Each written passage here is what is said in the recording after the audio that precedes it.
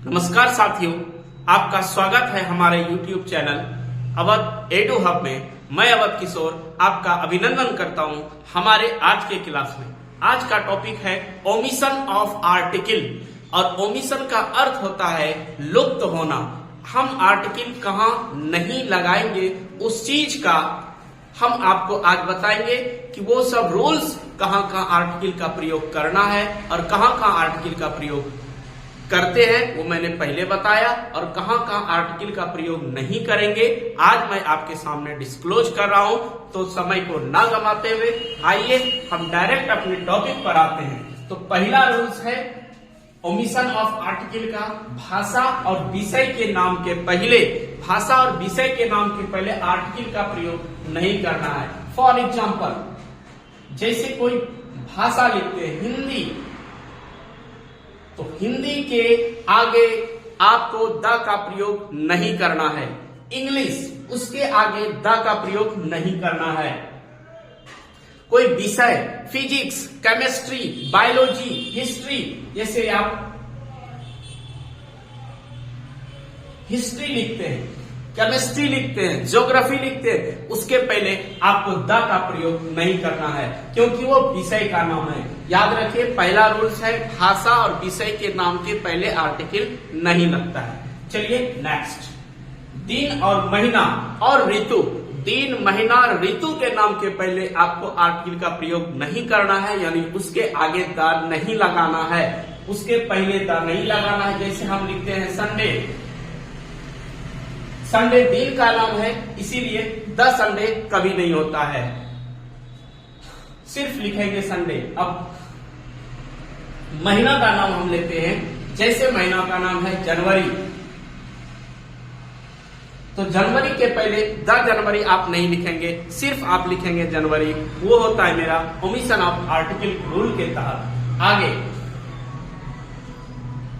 Summer लिखते हैं, जो एक ऋतु का नाम है, उसके पहले भी आपको आर्टिकल का प्रयोग नहीं करना है। अब आइए नेक्स्ट, कोई भी बीमारी, अगर कोई भी बीमारी होता है फीवर, तो उस जगह पर हम उसका प्रयोग नहीं करते। जैसे कि हम लिखते हैं स्मॉल पॉक्स, स्मॉल पॉक्स जब लिखते हैं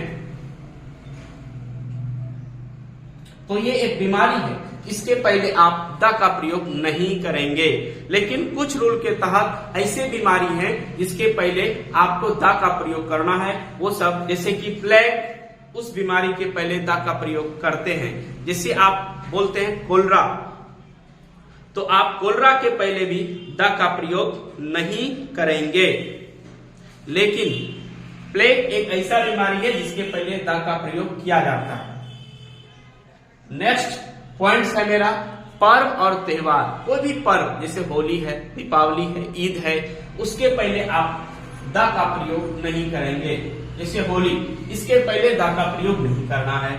दिवाली, दिवाली के पहले द दिवाली नहीं लिखना है। ईद, द ईद नहीं लिखना है।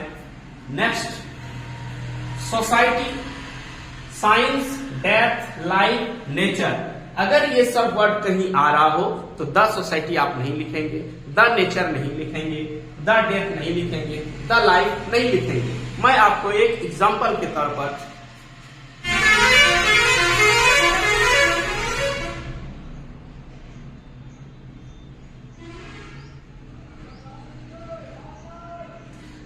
एक एग्जांपल आपको यहां पर लिखे हैं। वो एग्जांपल है मेरा life is not bed of roses. ये मेरा एग्जांपल है, और ये एग्जांपल के पहले, जैसे कि आपको यहाँ पर लाइफ वर्ड का यूज मैंने किया है, तो लाइफ वर्ड के पहले आप द का प्रयोग नहीं करेंगे। ये उसी प्रकार सोसाइटी, उसी प्रकार डेथ, डेथ भी आता है, द डेथ नहीं लिखेंगे। नेक्स्ट खेल कूद, कोई भी खेलकूद का नाम है, जैसे आप खेल का नाम लेते हैं क्रिकेट, फुटबॉल, वॉलीबॉल, जैसे मैं आपको क्रिकेट लिखता हूं, क्रिकेट, तो कभी भी आप द क्रिकेट नहीं लिखेंगे। अगर आप ऐसे लिखते हैं तो आपका सेंटेंस गलत माना जाएगा। जैसे फुटबॉल, फुटबॉल लिखते हैं तो वो आपको द फुटबॉल नहीं लिखना। जैसे एक और आई play cricket. I play only cricket. The या ए का प्रयोग नहीं करेंगे। इसका मतलब वहां पर आर्टिकल नहीं लगता है। कहाँ नहीं लगता है? जहां खेल का नाम हो वहां आर्टिकल का प्रयोग नहीं करना है। साथियों, अब नेक्स्ट रूल है मेरा, अगर कोई भोजन सामग्री जैसे कि आप बोलते हैं आई टेक टी, तो यहाँ टी के पहले आपको नहीं देना है। अगर आप बोलते हैं आई हैव ब्रेकफास्ट, तो ओनली ब्रेकफास्ट, उसके पहले द का प्रयोग नहीं करना है। फिर नेक्स्ट आता है मेरा appoint, crown, elect, make, declare. इनके बाद जो नाउन आता है और पुनः उसके पहले आर्टिकल का प्रयोग आपको नहीं करना है। जैसे एक example, I have they elected him chairman. Example, they elected him chairman. तो चेयरमैन के पहले आप द का प्रयोग नहीं करेंगे। इसलिए नहीं करेंगे क्योंकि इलेक्टेड वर्ब का यूज किया गया है। नेक्स्ट पॉइंट है, जब नाउन का प्रयोग पैरेलल स्ट्रक्चर में हो तो। अब पैरेलल स्ट्रक्चर क्या? जैसे कि अगर हम कहते हैं father and father, father and mother, father and mother, तो उस कंडीशन से द फादर एंड मदर नहीं लिखेंगे। जैसे day by day. Next example है day by day. Day by day ये एक पैरेलल स्ट्रक्चर वर्ड है, इसके पहले आप द का प्रयोग नहीं करेंगे। अब नेक्स्ट पॉइंट है मेरा, जेनेटिव एक्सप्रेशन के साथ आर्टिकल का प्रयोग नहीं होता है। अगर पहला शब्द कोई प्रॉपर नाउन हो तो, जैसे यहां पर दिया है किसी से कोई मालिकाना हक है, जैसे राम्स डॉग, राम का कुत्ता, तो आप राम प्रॉपर नाउन है, इसके पहले आप द का प्रयोग कतई नहीं करेंगे। नेक्स्ट पॉइंट है मेरा, ये मोस्ट वीडियाई पॉइंट है क्योंकि इसका यूज प्राय हर एक जगह करते हैं और मैक्सिमम जगह हम गलत लिख देते हैं। जैसे कोई भी व्यक्ति का नाम है, गांव का नाम है, शहर का नाम है, जिला का नाम है, देश का नाम है, महादेश का नाम है। एक एक एग्जाम्पल से हम समझते हैं। व्यक्ति का नाम, जैसे अगर यहाँ लिखते हैं राम, कभी भी आप राम के पहले द राम नहीं लिखेंगे। जैसे कोई भी गांव लिखते हैं, जैसे एक मोहनपुर लिखते हैं, एक गांव हुआ, इसके पहले आप द का प्रयोग नहीं करेंगे, द मोहनपुर नहीं लिखा जाता है। शहर का नाम, जैसे कोई भी शहर का नाम, जैसे पटना लिखते हैं, तो पटना के पहले आप द का प्रयोग नहीं करेंगे। जिला, जैसे बांका एक जिला है, तो बांका जिला के पहले आपको आर्टिकल नहीं लगाना है। स्टेट, बिहार एक स्टेट है, इसके पहले बिहार के पहले आप द का प्रयोग नहीं करेंगे। देश, इंडिया हमारा देश है, इंडिया के पहले आप आर्टिकल का प्रयोग नहीं करेंगे। महादेश, जैसे एशिया महादेश है, तो उसके पहले आप आर्टिकल का प्रयोग नहीं करेंगे। द एशिया नहीं लिख सकते हैं, द इंडिया नहीं लिख सकते हैं, द बांका नहीं लिख सकते हैं, द राम नहीं लिख सकते हैं, क्योंकि वहां पर व्यक्ति, महादेश, देश, जिला, ये सब के नाम के पहले आर्टिकल का प्रयोग नहीं होता है।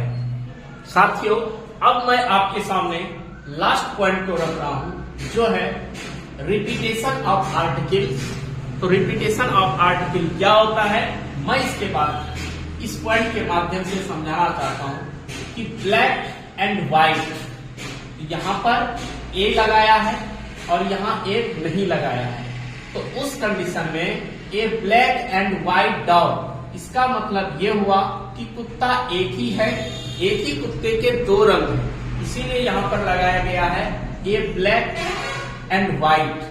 दूसरा सेंटेंस जो मैंने लिखा है वो है ए ब्लैक एंड ए व्हाइट, इसका मतलब यहां पर है दो यानी कि कुत्ते की संख्या जो है वो दो है।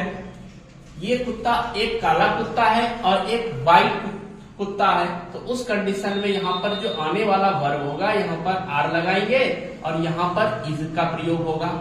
तो ये मेरा कहने का माध्यम ये है कि दोनों तरफ अगर आर्टिकल हो एडजेक्टिव के पहले, तो वहां पर हम यही सीखेंगे कि ये दो चीज है, यहाँ पर ये दो चीज है, और अगर यहाँ पर ए का प्रयोग नहीं है तो सिर्फ ये सिंगल नाउन है। नेक्स्ट पॉइंट भी उसी प्रकार है, पोएट एंड राइटर। इसका मतलब है एक ही आदमी पोएट भी है और एक ही आदमी राइटर भी है, क्योंकि इसके पहले आर्टिकल नहीं है, सिर्फ यहाँ आर्टिकल है। अब दूसरा एग्जाम्पल की बात करते हैं। यहाँ पर पोएट है और यहाँ राइटर है, और दोनों के पहले ए का प्रयोग किया गया है। इसका मतलब ये हुआ कि एक आदमी पोएट है और दूसरा आदमी राइटर है। यहाँ दो आदमी की बात है। और नेक्स्ट पॉइंट है मेरा द फर्स्ट। मैं आपको ऑर्डिनल नंबर के बारे में पिछले वीडियो में बताया था कि ऑर्डिनल नंबर जैसे फर्स्ट, सेकेंड, थर्ड, फोर्थ, ये ऑर्डिनल नंबर होता है। जैसे कि यहाँ पर ऑर्डिनल नंबर फर्स्ट है और यहाँ सेकेंड है, ये दोनों के पहले आर्टिकल का प्रयोग हुआ है। तो अगर दोनों के पहले आर्टिकल का प्रयोग हो तो यहाँ पर सिंगुलर नाउन दिखाता है। दूसरे सेंटेंस में है सिर्फ द फर्स्ट एंड सेकेंड। इसका मतलब केवल फर्स्ट में है, द सेकेंड के पहले द नहीं है। इसका मतलब है ये प्लूरल नाउन दिखा रहा है, क्योंकि इसके पहले द का प्रयोग नहीं है। तो इस बात से ये क्लियर हो जाता है कि कहाँ द का कितना महत्व है। किसी में द लग जाता है तो क्या होता है, कहीं से द हटता है तो क्या होता है। तो ये सारी बातें आपको मैंने अच्छी तरीके से 3 वीडियो के माध्यम से आर्टिकल बताया है। मैं आपसे निवेदन करता हूं मेरा तीनों वीडियो को आप देखें, सबका डिस्क्रिप्शन में मैं लिंक दे दूंगा, और ये तीनों वीडियो अगर आप देख लेंगे तो आपका आर्टिकल पूरी तरीके से क्लियर हो जाएगा। इससे जो भी प्रॉब्लम्स होगा वो सॉल्व हो जाएगा।